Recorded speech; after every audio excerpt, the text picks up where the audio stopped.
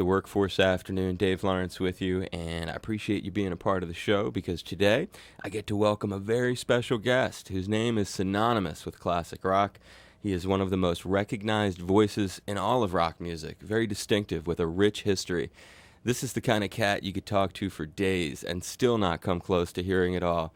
We're lucky to have him in town, coming to the Hawaii Theater for an intimate show on his solo Work in Progress Tour of the Universe, on sale now. It's a huge thrill to get to welcome the legendary voice of Yes and a respected solo artist, Jon Anderson. Aloha, Jon. Aloha. Thank you so much. That's a good intro. A big mahalo for being part of my show, man. Hope I can live up to it. Well, I really enjoyed what I think was your last visit, at least your last commercial visit to the state, which was in 2003, the Yes show that we had. And I think it's great for fans to have you back so soon with this stripped down tour. And I know you were in Japan. Where have you gone so far in 2006, and what are some of the memorable experiences? Well, the actual tour of I call it Tour of the Universe, which is big. And we started off in Israel last October, and then went through all of Europe. We actually played, when I say we, it's just me, my wife, and two guys. It's a lot of fun to do a solo show. You know, you're very close to the audience, talk to the audience, and sing along with the audience, you know. Sure. And ask them for, what they'd like to hear, and they shout out songs, and I'll try that one. Yeah, okay. And, we actually played 19 countries in 2 months in Europe, and then played East Coast of America and West Coast, and I went to Japan last month and thought, I need a break. Where do I go? And me and my wife, we said, we've got to go to Kauai. So that's where we are now, just hanging out and enjoying the weather. And it's a beautiful part of the world, Hawaii, as you know, because you live here. Yeah. How much of a history do you have here with Hawaii? I actually first came here maybe 20 years ago. I was very, very fortunate to meet a very wonderful spiritual lady here in Honolulu. And I'd come every now and again to meet her and learn stuff, you know. And then I met another lady who was Nana Viri, she actually wrote a book called Change We Must. And she was very true Hawaiian, you know. Mm. And she took me up into the mountains in Kauai, along with a bunch of people, just to learn about the nature of the world, you know. And that was a great experience. But I've always been able to come to Hawaii, not only to relax, but to get that spiritual injection of energy, you know, we all need every now and again. Sure. No, so you have really a connection beyond, and that's the thing that's cool about you. You're a really deep kind of cat. What would be your of the state? Is there a favorite place? You're on Kauai now. Is that your favorite spot? Kauai is good. You know, it's funny. I have a couple of friends who live on the Big Island. I've never been to the Big Island, but after the show, I'll be doing the show on the 21st. Day after we fly to Hilo on the Big Island, we stay up there, and you never know. Having never been to that island, you don't know what the power is there. So we just like Kauai because it is very quiet and very garden. It's just a beautiful place, you know. There's so many marvelous places. Me and Jane, we got married in Maui. We actually got stuck in Maui. Can you imagine? We were doing an album. This is about, 10 years ago. Reformation yet again of the band with Rick Wakeman and Chris Squire, Steve, and Alan White. And we'd done the recording, and then we were going to have a break and then start touring. So me and Jane said, let's go to Maui. So we found this really beautiful place in Maui. And we got a phone call after a month saying that the tour wasn't going to happen. So that gives us another 4 months. So we said, okay, gosh, we'll have to stay here for 4 more months. What a drag. In fact, I recorded an album with my wife. I thought, well, I'm here for 4 months. I'll record, and I put some microphones out in the garden, and I started singing, and the birds started singing along, you know. Wow. And it was a beautiful experience on many levels to record music. I called the album Earth, Mother Earth. It wasn't a well-known album per se, but it was just a really good experience, you know. And recorded here. Yeah, in Maui. And the funniest thing was when I listened back to the tapes, I'd be mixing them when I got back home, and I'd be singing along, and there's birds singing in the verse parts. And when the bridge came in, the doves started singing in time, and it was kind of bizarre. Like it was, So like it knew it had a part. Yeah, and it was, you know, many stories like that when you're recording in nature, you know, the nature of things like the birds and the way they sing, and it's just remarkable. Is that is your approach to this tour sort of like giving?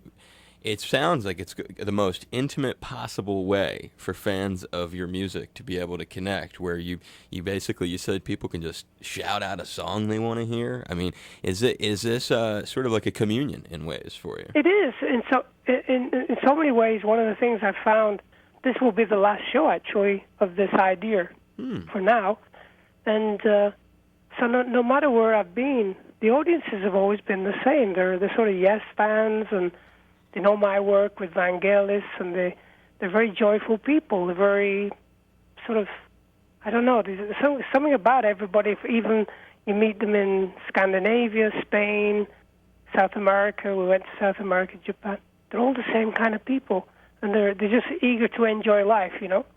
And they sing along, and I tell stories about how this song happened, how I met Vangelis. And a lot of it's spontaneous because you don't want to be doing the same thing every night. So you have a basic framework of how the show goes, but then you hopefully can just interject ideas here and there as you go along. So it is like as though everybody's in my front room, and I'm explaining what I'm doing, and how certain songs started very simple. And I played it very simple, and of course it became very, very big and musical with the band because the musicians in the band were so adventurous. So it's just, I think maybe because I'm getting to that time in my life, I'm explaining it to myself as well. So there's no harm in letting the audience in on how things work. No, not at all. I mean, people dig experiences like that, man, and something I find fascinating about your tour, at least, is that you mentioned it started in Israel, and then it's going to end here in Hawaii. So it's bookended by unique places. I've always wondered, because I don't get to talk to a whole lot of stars that perform in Israel because the security is just so intense. What was it like doing a concert there in Tel Aviv? Well, it was really cool. I tell you, you know, we were offered to go to Israel 5 times, and the band, as a group, everybody's different in a group, you know. So a couple of the guys really want to go. A couple of guys don't want to go because of what you say. You know, we don't want to die. You know, and I'd say, come on, you know, they've got security. We got to give it a chance, you know. But when it's yourself, it's up to yourself. And I said I'd go, thinking it would be overly security, police and guns and everything everywhere. And actually, it's not. Israel is a really wonderful place, and the people are so committed to making it work, and they're very friendly, of course. Oh, a very special place, without a doubt. And you know, I met some Palestinian people because we went to Jaffa, which is half and half Palestinian and half Jewish. And people are funny everywhere. People are crazy everywhere, are fun and laughing and talking about football. Right. We talked about football a lot, you know, because the World Cup's coming up, and so you know, the only thing you found in Israel, they do have an armed guard in plain clothes at every restaurant, which is only normal. You don't want to tempt fate or anything like that. Sure, no. And then we went to Timbuktu. No, we didn't go to Timbuktu. We went to Istanbul. Yeah, I saw that too. One of the stories I talk about is doing one of these phone-ins, you know, to Istanbul. And the guy was so excited because he just had never been there, right? Sure. So talked to me, he says, "Hey, John, you're coming to Istanbul for the first time. We've waited 30 years for you. Is the group coming?" No. band? Nobody. Just me. Just me. Are you going to play your big hits? Which one? I said, Owner of a Lonely Heart. I said, no.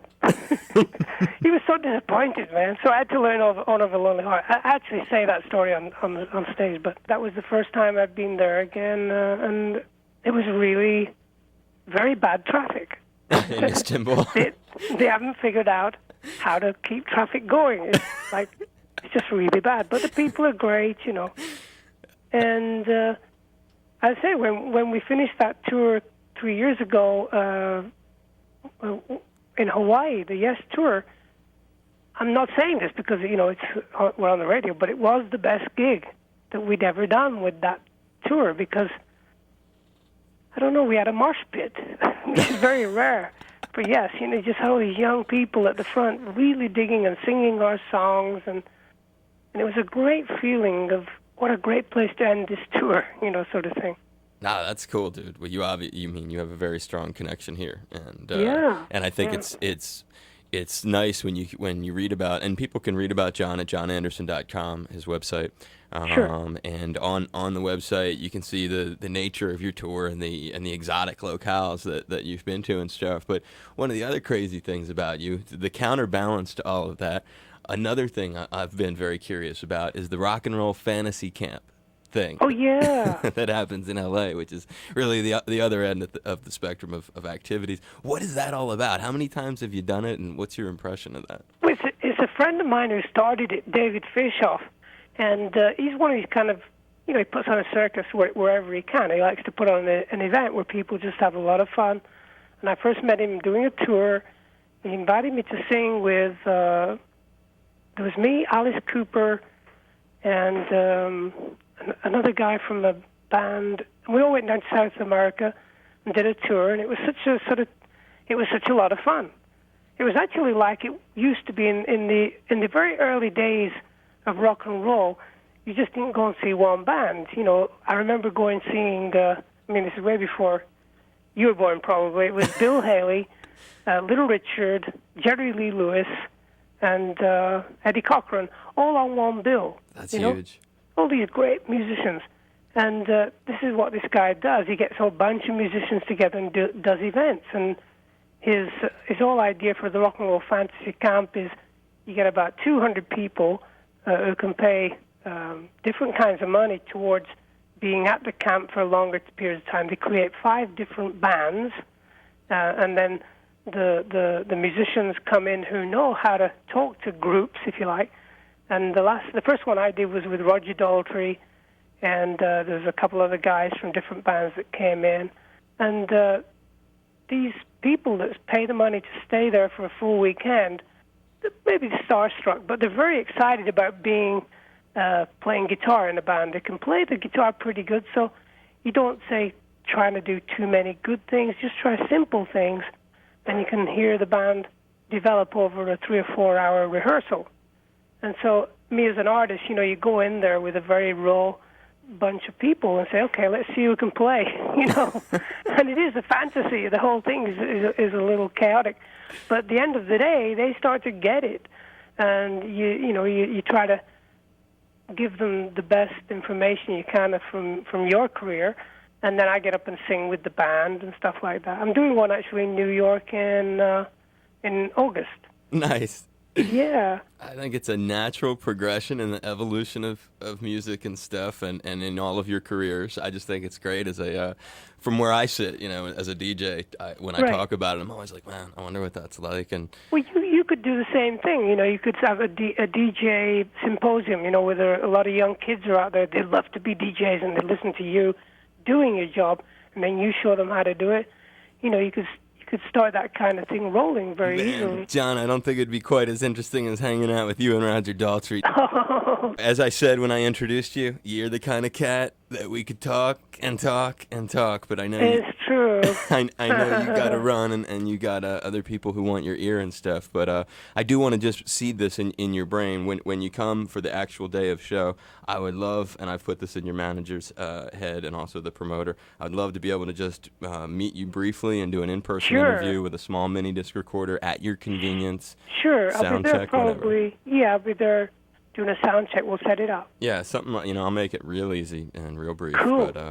But I would appreciate that. And on behalf of all of my listeners, a gigantic mahalo to Yes and solo vocalist Jon Anderson, a legendary voice in rock and roll, coming to the Hawaii Theater for this gig on the 21st. Tickets are on sale now.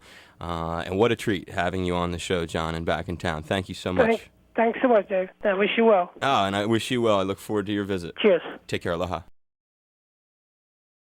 Hi, this is Jon Anderson of Yes. Aloha. You couldn't have picked a better show to be listening to. This is my friend David Lawrence.